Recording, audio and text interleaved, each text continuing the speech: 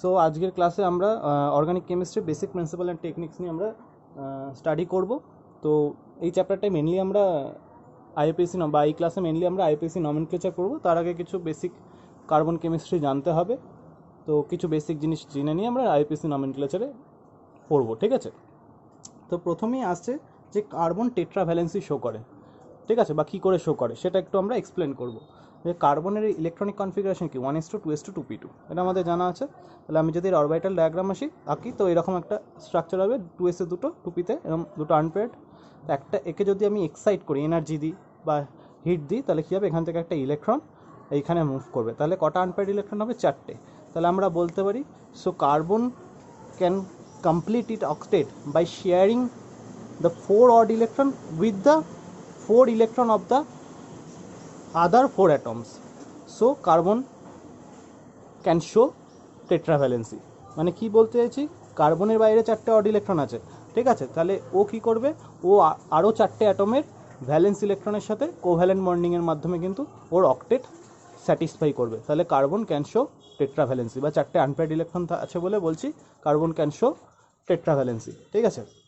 তো সেটাকে একটু এক্সপ্লেন করেছে বা জাস্টিফাই করেছে। দেখো যে কার্বন এখানে কি 4টে ইলেকট্রন আছে, এই 4টে হাইড্রোজেন অ্যাটমের সাথে এরকম কোভ্যালেন্ট বন্ডিং করেছে। দেখো কার্বন, প্রত্যেকটা কার্বন অক্টেট হয়েছে আর হাইড্রোজেনগুলো ডুপ্লেট হয়েছে করে এরকম CH4 এরকম বন্ডিং। একটা বন্ড মানে কি, দুটো ইলেকট্রন, এই একটা বন্ড, এই একটা বন্ড, এই একটা বন্ড, এই একটা বন্ড, এবার CH4 তৈরি হচ্ছে। সিমিলারলি দুটো কার্বন 6টা হাইড্রোজেন মিলে দেখো প্রত্যেকটা কার্বনে কিন্তু আমার অক্টেট আর হাইড্রোজেনগুলো ডুপ্লেট। এরা তাহলে দুটো ইলেকট্রন মানে একটা করে বন্ড। তো এরকমভাবে সিমিলারলি C2H6 তৈরি করেছে। সিমিলারলি এখানে CH2 ডাবল বন্ড CH2, এখানে CH ট্রিপল বন্ড CH এরকম তৈরি করেছে। তো এরপরে আরেকটা যে নাম জানবো যেটা খুব ইম্পর্টেন্ট, যে catenation property. Now what is catenation property? বলছে the property of direct bonding between atoms of same element to form a chain. মানে বলছে যে ধর্মের জন্য কোনো মৌলের সেম অ্যাটমগুলো নিজেদের মধ্যে বন্ডিং তৈরি করে, সেটাকেই বলছে ক্যাটিনেশন প্রপার্টি। তাহলে কি বলছি, যে ধর্মের জন্য সেম এলিমেন্টগুলো নিজেদের অ্যাটমের মধ্যে, নিজেদের পরমাণুর মধ্যে বন্ড তৈরি করে, সেটাকে বলছে ক্যাটিনেশন প্রপার্টি, ঠিক আছে? তো কার্বন কি করে, কার্বন ম্যাক্সিমাম কিন্তু ক্যাটিনেশন প্রপার্টি শো করে। এই কেন? কারণ কার্বন বন্ড এনার্জি কিন্তু খুব হাই, ঠিক আছে?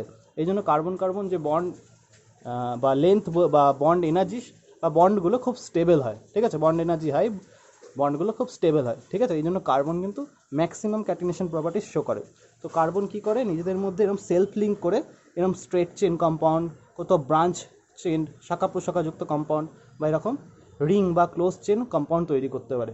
আর কার্বন আমরা দেখলাম কি টেট্রাভ্যালেন্ট। এটা কিন্তু সবসময় অর্গানিক লেখার সময়, সবসময় যে কোনো স্ট্রাকচার লেখার সময়, নমেনক্লেচার লেখার সময় সবসময় আমরা খেয়াল করবো যেন কার্বনের টেট্রাভ্যালেন্সি স্যাটিসফাই হয়। দেখো এখানে কার্বন কিন্তু টেট্রাভ্যালেন্সি, একটা বন্ড দুটো বন্ড।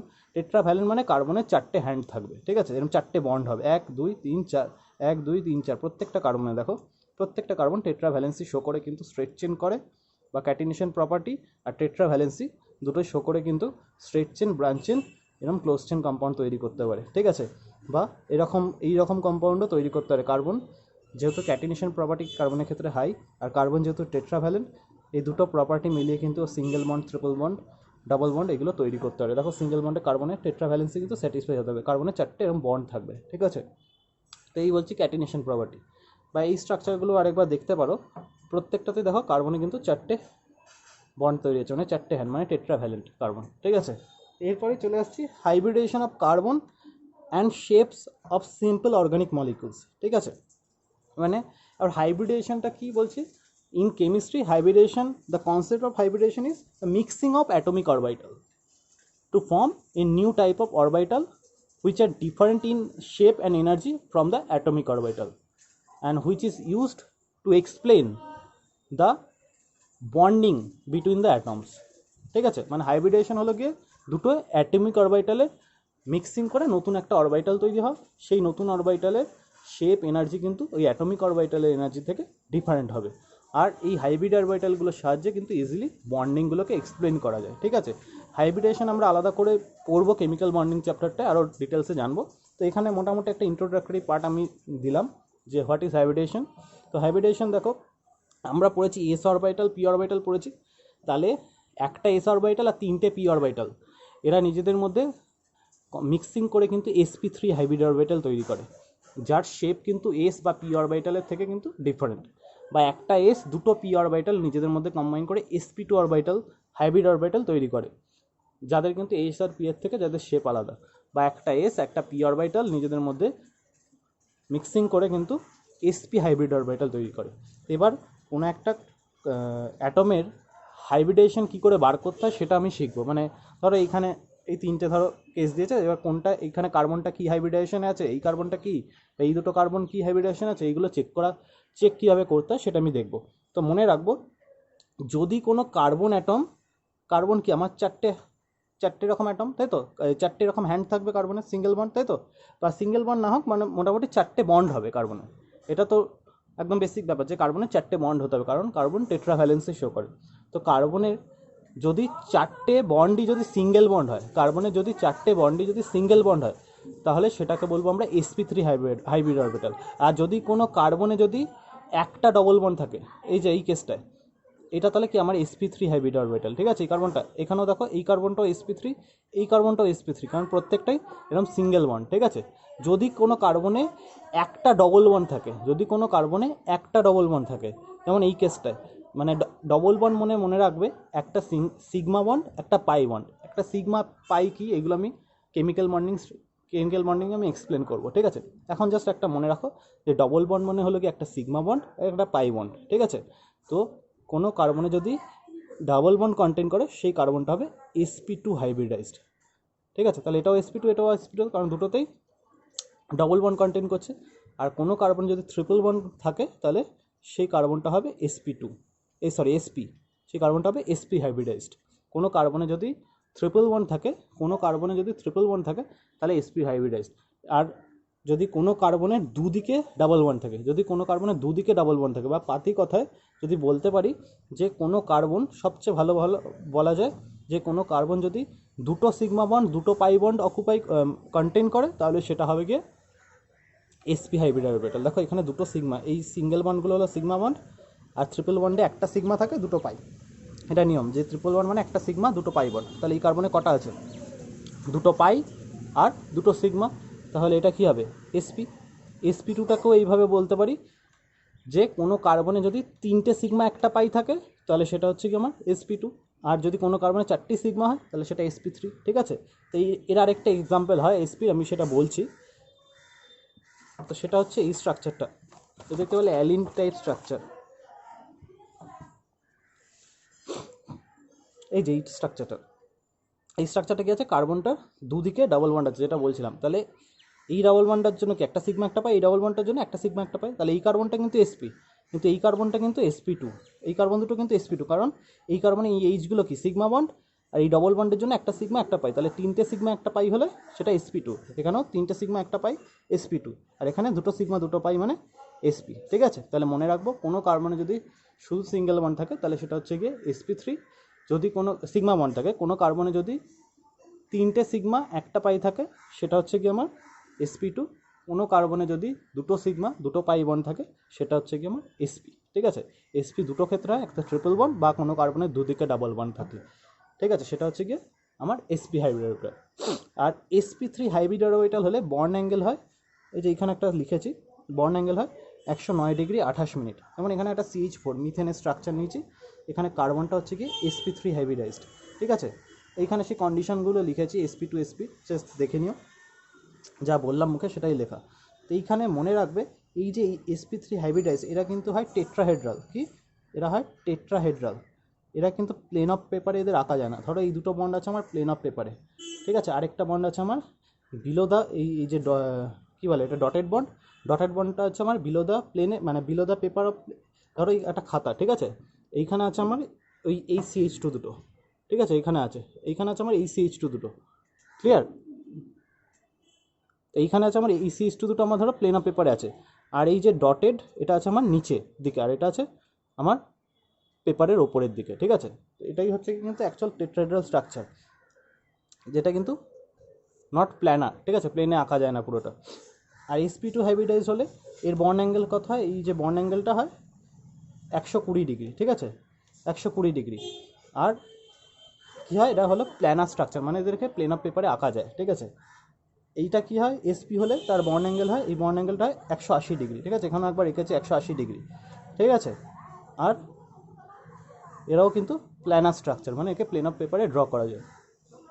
এরপরে আরেকটু কিছু ইনফরমেশন আমার জানা দরকার, যে নেচার অফ বন্ড কীরকম হলে বন্ড লেন্থ কীরকম হয় একটু জানার দরকার। এখানে খুব ইম্পর্টেন্ট যেটা, এই তিনটে খুব ইম্পর্টেন্ট, যে sp3 কার্বন হলে সে কার্বনের বা sp3 কার্বনের সিসি বন্ড লেন্থ হলো কি 1.54 অ্যাংস্ট্রম, আর সিসি ডবল বন্ডের ডিস্টেন্স হলো 1.34 অ্যাংস্ট্রম, আর সিসি ট্রিপল বন্ডের বন্ড লেন্থ হলো কি 1.20 অ্যাংস্ট্রম। এই তিনটে ভ্যালু আমি মনে রাখবো, এই ভ্যালুগুলো মুখস্থ রাখতে পারো, কিন্তু এই তিনটে একটু মুখস্থ রাখার চেষ্টা করো।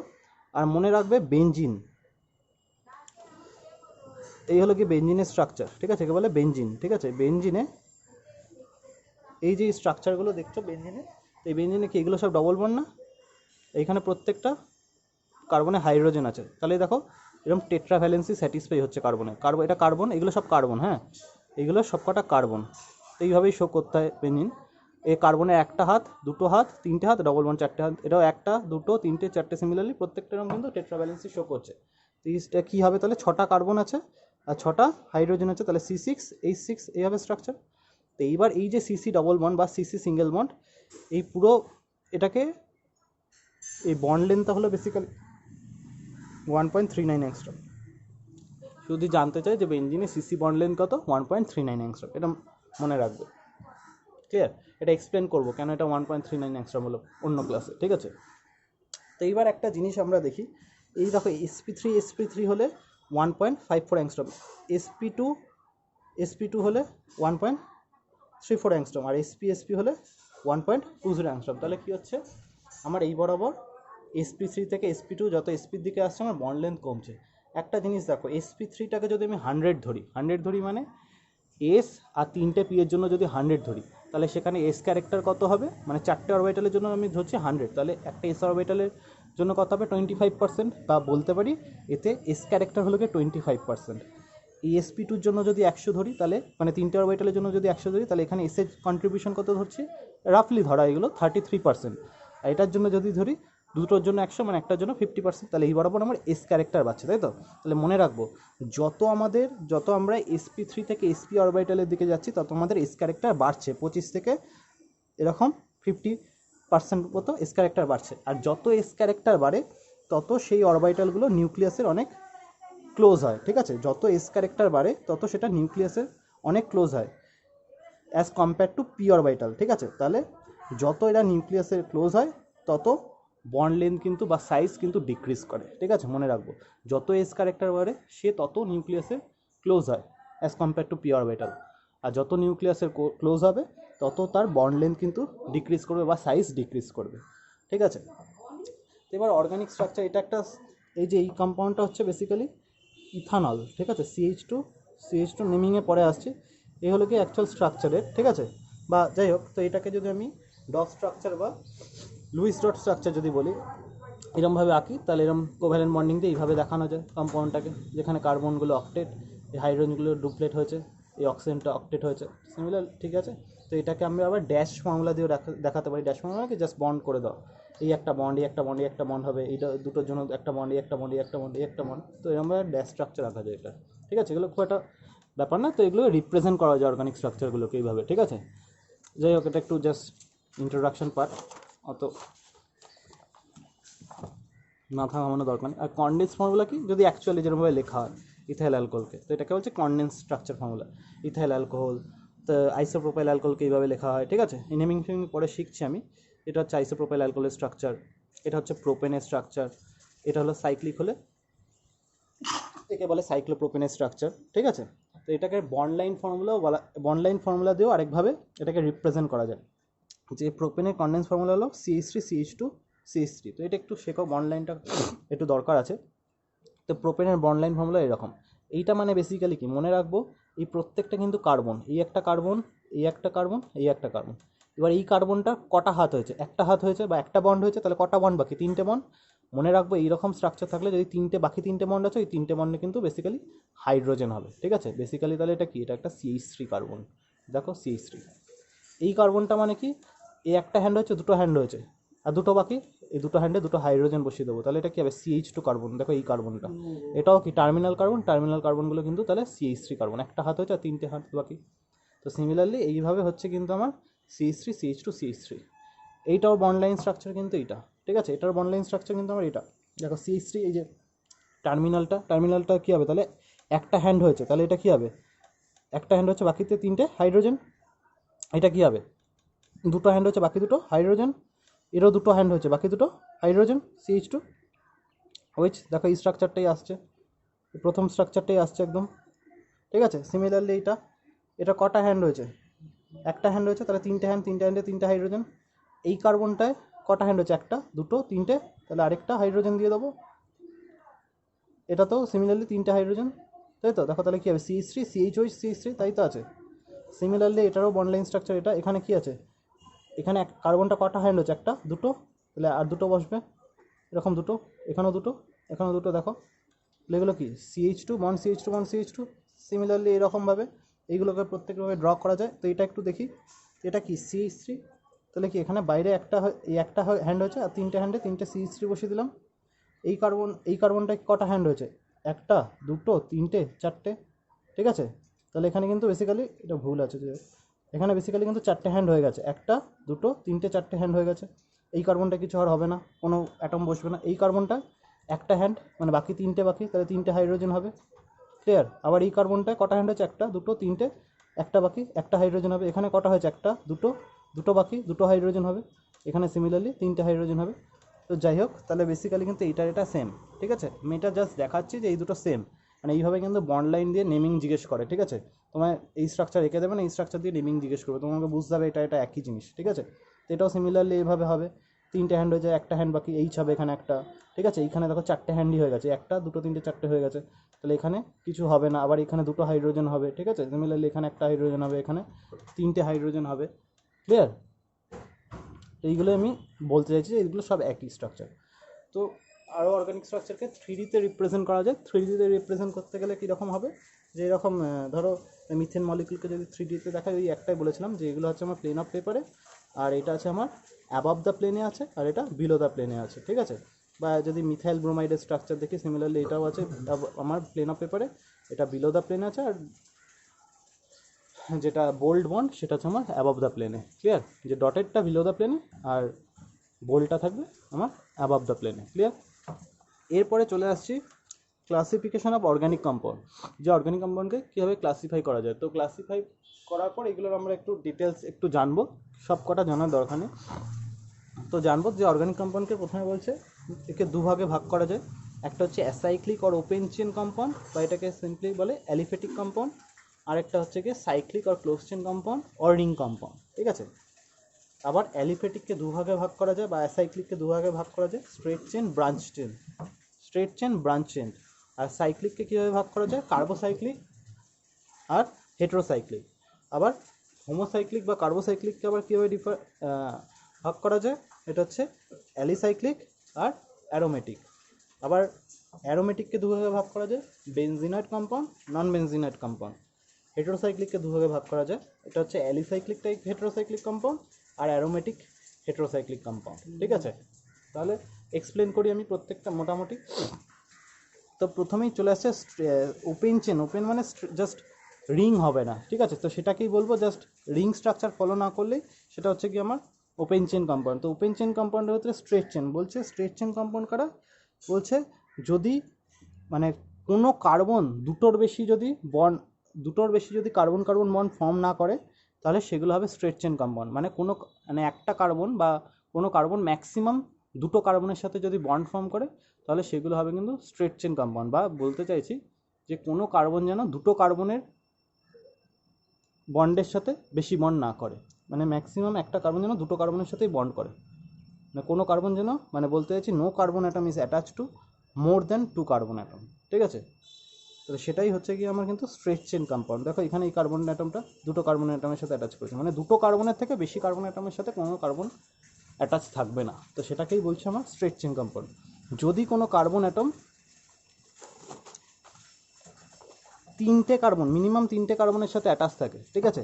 যদি কোনো কার্বন অ্যাটম মিনিমাম তিনটে কার্বন, যদি একটা কার্বন হলেও হবে, ঠিক আছে। যদি অ্যাটলিস্ট ওয়ান কার্বনও যদি মিনিমাম তিনটে কার্বন অ্যাটমের সাথে অ্যাটাচ থাকে, তাহলে সেটা হবে ব্রাঞ্চ চেন কম্পাউন্ড। দেখো এইখানে এটা তিনটে কার্বন অ্যাটমের সাথে অ্যাটাচ, এই কার্বনটা চারটের সাথে অ্যাটাচ, এগুলো কিন্তু প্রত্যেকটা ব্রাঞ্চ কম্পাউন্ড বলে, ঠিক আছে। ব্রাঞ্চ চেন কম্পাউন্ড বলে, ব্রাঞ্চ, এগুলো ব্রাঞ্চিং। ধরো এটা আমার চেনটা অরিজিনাল চেন, এটা হলো গিয়ে ব্রাঞ্চিংটা, ঠিক আছে। এরকম এটা ধরো যে অরিজিনাল চেন, এটা হলো ব্রাঞ্চিং, এটা যদি অরিজিনাল ধরি এটা হলো গিয়ে ব্রাঞ্চিংগুলো, ঠিক আছে। তো এই হচ্ছে গিয়ে ব্রাঞ্চ চেন কম্পাউন্ড। তারপরে যেটা আছে সাইক্লিক বা ক্লোজড। তো সাইক্লিক বা ক্লোজ কম্পাউন্ড কি বলছে, compound containing one and more close ring or ring of atom are called cyclic. মানে কোনো কম্পাউন্ডে যদি ক্লোজ চেন থাকে, ঠিক আছে, ক্লোজ চেন মানে এইরকম, মানে কোনো ফাঁকা নেই, দেখেছো তো, পুরো মানে স্ট্রেট নয়, রিং স্ট্রাকচার তৈরি করছে, এটা যেন একটা 3 মেম্বার রিং, মানে ত্রিভুজ, এটা চতুর্ভুজ, একটা 4 মেম্বার রিং, ঠিক আছে। তো এইগুলো হচ্ছে আমার সাইক্লিক আর ক্লোজ চেন কম্পাউন্ড। এবার এর ভেতরে পড়ছে কার্বোসাইক্লিক বা হোমোসাইক্লিক, ঠিক আছে। কার্বোসাইক্লিক বা হোমোসাইক্লিক কি বলছে, কার্বন হচ্ছে rings containing only carbon atoms আর কল্ড কার্বোসাইক্লিক, ঠিক আছে। মানে কোনো রিং যদি শুধু কার্বন অ্যাটম দিয়ে ফর্ম করে, বা কার্বন হাইড্রোজেন অ্যাটম, হাইড্রোজেনগুলো তো আর রিংয়ে থাকে না, হাইড্রোজেনগুলো কার্বনের সাথে জাস্ট সাইডে থাকে, যদি কোনো রিং কার্বন অ্যাটম দিয়ে ফর্ম করে শুধু, তো সেটাকে বলছে আমার হোমোসাইক্লিক বা কার্বোসাইক্লিক কম্পাউন্ড, ঠিক আছে। তো আরেকটা পার্ট হয় অ্যারোমেটিক। তো অ্যারোমেটিক কম্পাউন্ড কাদের বলে, অ্যারোমেটিক কম্পাউন্ড বলে, তো অ্যারোমেটিক কম্পাউন্ড আমরা আলাদা করে পড়বো, জাস্ট আমি এখানে একটা শর্টে বলছি যে কী বলছে, cyclic planar fully conjugated and containing 4n+2π electron are called aromatic compound, ঠিক আছে। এই কন্ডিশনগুলো যদি স্যাটিসফাই করে তাহলে সেটা একটা অ্যারোমেটিক কম্পাউন্ড। যেমন এটা একটা সাইক্লিক কম্পাউন্ড, একটা প্ল্যানার, প্রত্যেকটা আমার প্রত্যেকটা কার্বনই ডবল বন্ড আছে, মানে প্রত্যেকটা কার্বন আমার, প্রত্যেকটা কার্বনে কিন্তু ডবল বন্ড আছে, প্রত্যেকটা কার্বনই sp2 হাইব্রিডাইজ, sp2 হাইব্রিডাইজ হলে কী হয়, প্ল্যানার হয়। আর এটা ফুললি কনজুগেটেড মানে প্রত্যেকটা কার্বন যদি এরকম sp2 বা sp হয়, ঠিক আছে, প্রত্যেকটা কার্বন যদি sp2 বা sp হয় তাহলে সেগুলো হয় ফুললি কনজুগেটেড জেনারেলি, ঠিক আছে। আর 4n+2π ইলেকট্রন মানে কটা পাই ইলেকট্রন আছে দেখতে, একটা, দুটো, তিনটে, চারটে, পাঁচটা, ছটা পাই ইলেকট্রন আছে। তো ছটা পাই ইলেকট্রন হলে এখানে এন এর ভ্যালু দেখো, যদি আমি 1 বসাই, এন এর ভ্যালু যদি 1 বসাই তাহলে কত হবে, 6 পাই ইলেকট্রন। তাহলে আমার 6 পাই ইলেকট্রন মানে এই ফর্মুলাটাকে আমার স্যাটিসফাই করছে। এখানে যদি 1 বসাই তাহলে এটা 6 পাই হবে, এটা 0 বসালে 2 পাই হবে, মানে 2 পাই, 6 পাই, 10 পাই, এরা এই ফর্মুলাটাকে স্যাটিসফাই করে, মানে এরা অ্যারোমেটিক কম্পাউন্ড, ঠিক আছে। তো এটা মনে রাখবো যে এইরকম কন্ডিশন স্যাটিসফাই করলে সেটা হচ্ছে কেমন, অ্যারোমেটিক, কি cyclic planar fully conjugated and containing 4n+2π electron are called aromatic compound, ঠিক আছে। এরপরে যে চলে আসছি হেটেরোসাইক্লিক কম্পাউন্ড, সাইক্লিকের ভেতরে। হেটেরোসাইক্লিক কম্পাউন্ড কি, যদি কোনো রিংয়ে কার্বন বাদে অন্য কোনো hetero atom like oxygen, nitrogen, sulphur এরকম কম্পাউন্ড যদি এলিমেন্ট যদি থাকে, তাহলে সেগুলোকে বলবো হেটেরোসাইক্লিক কম্পাউন্ড, ঠিক আছে। তো বলছি containing one or more heteroatoms, that is oxygen, nitrogen, sulfur in their rings are called heterocyclic compound। যেমন এই একটা কম্পাউন্ড এক্সাম্পল দিয়েছি, CH2, এখানে রিংয়ে দেখো অক্সিজেন আছে, ঠিক আছে, তাহলে এটা একটা হেটেরোসাইক্লিক কম্পাউন্ড। এখানে দেখো রিংয়ে একটা নাইট্রোজেন আছে, হেটেরোসাইক্লিক কম্পাউন্ড, রিংয়ে একটা সালফার আছে, তাহলে এগুলো একটা heterocyclic compound. Aromatic heterocyclic compound মানে কি, এই সবই একই জিনিস, ঠিক আছে, এই রুলটা ফলো করবে, ঠিক আছে। Cyclic planar fully conjugated containing 4n+2π electron. এবার এটা কী হয়েছিল, এখানে যে এক্সাম্পলটা নিয়েছিলাম এটা কার্বোসাইক্লিক নিয়েছিলাম, মানে শুধু কার্বন দিয়ে ফর্ম করে, এখানে শুধু নেবো কার্বন বাদে অন্য হেটেরো অ্যাটম নেবো, আর এই রুলগুলো কিন্তু তাকে ফলো করতে হবে, তাহলেই হবে সে অ্যারোমেটিক। যেমন এইখানে এক্সাম্পল নিচ্ছি, এটাকে বলে ফিউরান, এই কম্পাউন্ডটার নাম, আর এর নাম হচ্ছে কি আমার পিরোল। দেখো এগুলো অ্যারোমেটিক কম্পাউন্ড, নাইট্রোজেন আছে, অক্সিজেন আছে, মানে হেটেরো অ্যাটম, ক্লিয়ার। এরপরে আরও কিছু ডেফিনেশন দেখব, কী বলছে স্যাচুরেটেড কম্পাউন্ড। তাহলে স্যাচুরেটেড কম্পাউন্ড কী বলছে, the organic compound in which the carbon atoms are linked with each other only by single covalent bond are called saturated compounds. মানে বলছে যে সমস্ত জৈব যৌগে কার্বন অ্যাটমগুলো বা কার্বন অ্যাটমগুলো অন্য সব অ্যাটমের সাথে সিঙ্গেল বন্ড দ্বারা যুক্ত থাকে, তাকে বলছে আমার স্যাচুরেটেড বা সম্পৃক্ত যৌগ, ঠিক আছে। যেমন এখানে CH4 এর স্ট্রাকচার কি, কার্বন এরকম 4টে হাইড্রোজেন বন্ডের সাথে এরকম সিঙ্গেল বন্ড থাকে, তাহলে এগুলো স্যাচুরেটেড। এখানেও কার্বন এই C2H6 এর স্ট্রাকচার আগে দেখিয়েছি আমি, এগুলো সিঙ্গেল বন্ড থাকে, তাহলে এগুলো স্যাচুরেটেড। ইথানলের স্ট্রাকচার আগে দেখেছি, এগুলো কিন্তু সব স্যাচুরেটেড, মানে সিগমা বন্ড থাকে বা সিঙ্গেল বন্ড থাকে। তারপরে আনস্যাচুরেটেড কম্পাউন্ডের ডেফিনেশন কি বলছে, বলছে the organic compounds which contain at least one CC double bond or triple bond are called unsaturated compound। মানে কোনো কম্পাউন্ডে যদি মিনিমাম একটা ডাবল বন্ড অথবা ট্রিপল বন্ড থাকে, তাহলে সেটাকে বলছে আমার আনস্যাচুরেটেড কম্পাউন্ড বা অসম্পৃক্ত যৌগ। যেমন এখানে কার্বন কার্বন ডাবল বন্ড আছে, তাহলে এগুলো আনস্যাচুরেটেড কম্পাউন্ড। এখানে কার্বন কার্বন ডাবল বন্ড আছে, আনস্যাচুরেটেড। বা এই ধরো আরেকটা এক্সাম্পল, ট্রিপল বন্ড আছে, তাহলে এরা আনস্যাচুরেটেড কম্পাউন্ড। ক্লিয়ার? এরপরে চলে আসছে আমরা ফাংশনাল গ্রুপ। ফাংশনাল গ্রুপ কি বলছে, a functional group may be defined as an atom or group of atoms which can define the characteristic properties of the compound.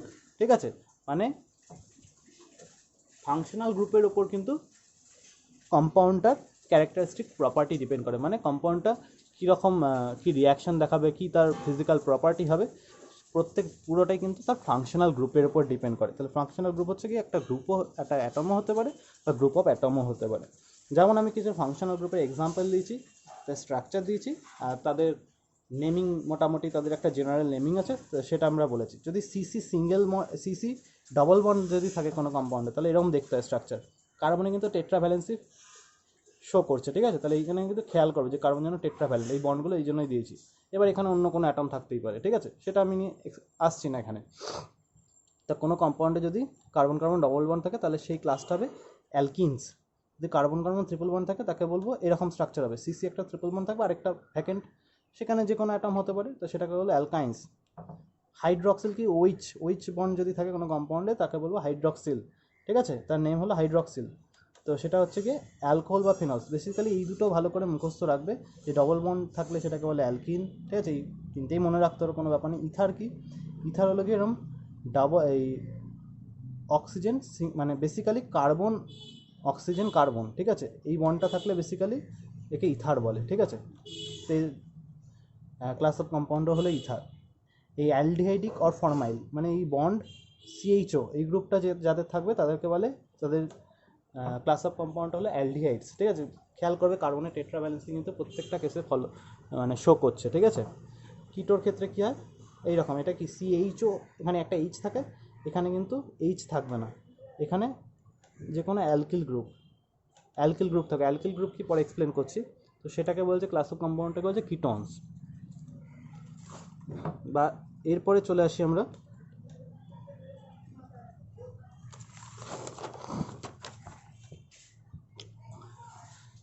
আরও কিছু কার্বক্সিলকে বলে COOH, বা এর স্ট্রাকচার হলো এরকম, বন্ড সি ডবল বন্ড ও bond OH, carboxylic acid বলে এদের structure হলো এস্টার বা অ্যালকক্সি কার্বনিল, তাকে COOR, তাদের ক্লাস অফ কম্পাউন্ড হলো এস্টার।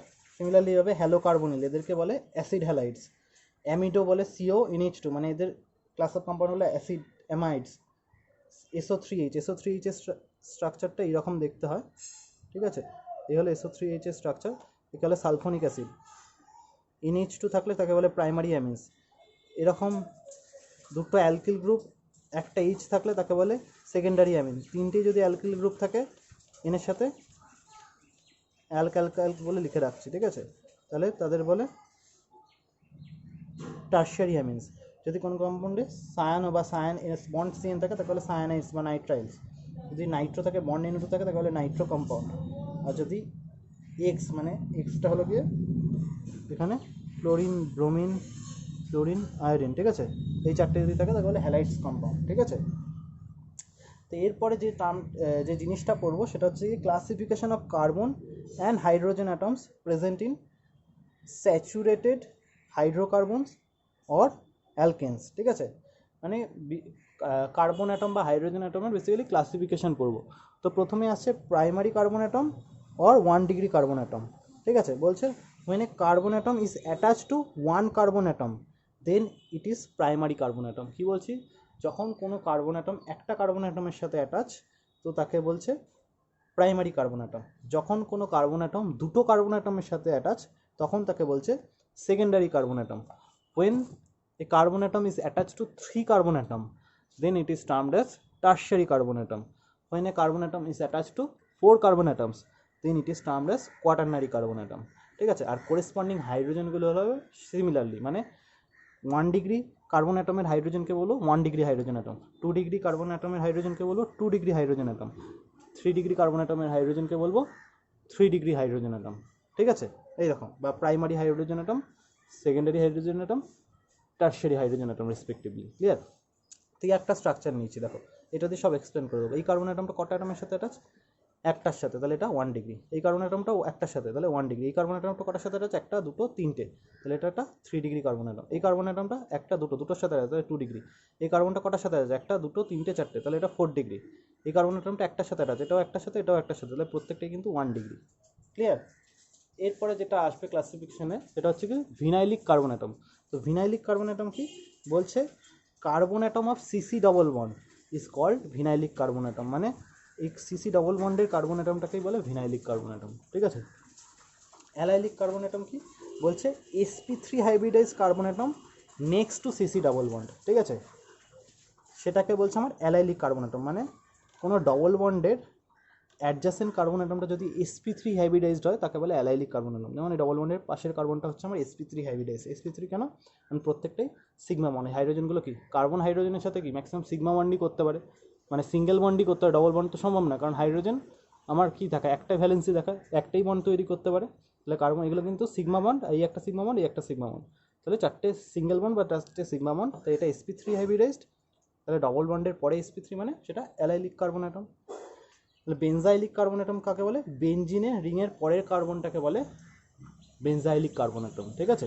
বেনজিন রিংয়ের পরের sp3 হাইব্রিডাইজ কার্বন অ্যাটমটাকে বলে আমার বেনজাইলিক কার্বন অ্যাটম, ক্লিয়ার। তো সিমিলারলি এইভাবে হাইড্রোজেন অ্যাটমগুলোকেও এক্সপ্লেন করা যায়, যেটা বলেছিলাম।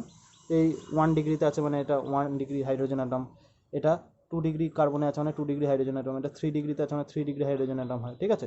সিমিলারলি এটা ভিনাইলিক কার্বনে আছে বলে এটা ভিনাইলিক হাইড্রোজেন অ্যাটম, এটা বেনজিনের পরের কার্বন sp3 কার্বন আছে মানে এটা বেনজাইলিক হাইড্রোজেন অ্যাটম, এটা ডবল বন্ডের পরে sp3 কার্বন, তাই তো, তাহলে এটা অ্যালাইলিক কার্বন অ্যাটম, তাহলে এটাকে অ্যালাইলিক কার্বন অ্যাটমে যে হাইড্রোজেন থাকে তাকে বলে অ্যালাইলিক হাইড্রোজেন অ্যাটম, ক্লিয়ার।